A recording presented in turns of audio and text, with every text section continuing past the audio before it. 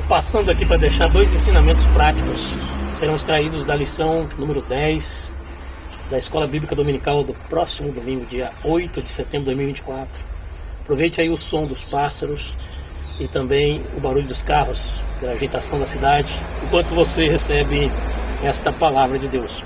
O primeiro ensinamento é sobre a soberania de Deus e o segundo sobre o tempo de Deus. O textuário diz: porque desde a antiguidade não se ouviu, nem com os ouvidos se percebeu, nem com os olhos se viu um Deus, além de ti, que trabalha por aquele que nele espera. Isaías 64, verso 4. Eu quero dizer para você que o projeto de Deus, ele não é alterado pela nossa vida. Deus é soberano, Deus é Senhor. A inércia do homem não interfere no projeto de Deus, no trabalhar de Deus. Mas Ele espera que nós sejamos instrumentos na sua obra e sejamos usados por Ele, porque a ação dele aqui na terra foi confiada a nós. Deus escolheu homens santos para que fizessem a obra de Deus, para que trabalhassem nessa seara, e nos convida a fazer assim. A sua soberania mostra que Ele está no controle de todas as coisas. Nada vai ser alterado no seu plano, no seu projeto. Deus está cuidando. Outra coisa que está aqui nesse texto: Deus está trabalhando, Ele não está parado. Você pode não perceber às vezes e achar que Deus está demorando, que Deus não está fazendo, que Deus não está agindo, mas o agir de Deus é constante. Porém, na sua soberania, Ele tem o seu tempo. A segunda lição é o tempo de Deus. E o seu tempo, nós conhecemos, ou fazemos uma divisão entre o tempo, o Cronos, que é o nosso tempo, que é um tempo de oportunidade que nós temos aqui nessa vida, mas que pode ser medido por horas, por dias, por semanas, por meses, por anos.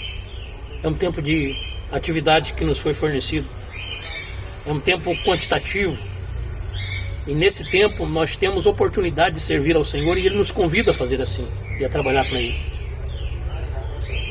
O tempo de Deus, nós o vemos como o tempo Kairos, que é o tempo da ação de Deus, é o tempo da oportunidade de Deus, do agir de Deus. O tempo divino deve ser entendido como o Kairos, que é o tempo que não pode ser medido, não tem data. É a ocasião certa, é a ocasião de Deus, é o tempo escolhido pelo Senhor. O Kairos é o tempo que Deus age no Cronos, para que o seu propósito divino seja estabelecido. É a ocasião escolhida por Deus. Não importa a data do Cronos, é Ele que faz. Você pode achar que demorou, mas Ele veio no tempo certo. Alguns, como é o caso da família de Lázaro, achava que o seu irmão já havia passado do tempo para que o Senhor chegasse à sua casa. Havia morrido há 4 dias. Mas era o tempo oportuno, o tempo de Deus. Era o tempo do milagre, era o tempo da bênção. Era a hora exata de Deus para que o seu nome fosse glorificado. Na sua soberania, Deus controla todas as coisas. No seu tempo, Ele age para que o seu nome seja glorificado. E Ele conta conosco nesse tempo. Por isso, em Esther capítulo 4, versículo 14 está escrito: porque se de todo te calares neste tempo, socorro e livramento de outra parte virá para os judeus, mas tu e a casa de teu pai perecereis. E quem sabe se para esse tempo, ou para tal tempo como este, chegaste ao reino. O Senhor está contando conosco no tempo dele.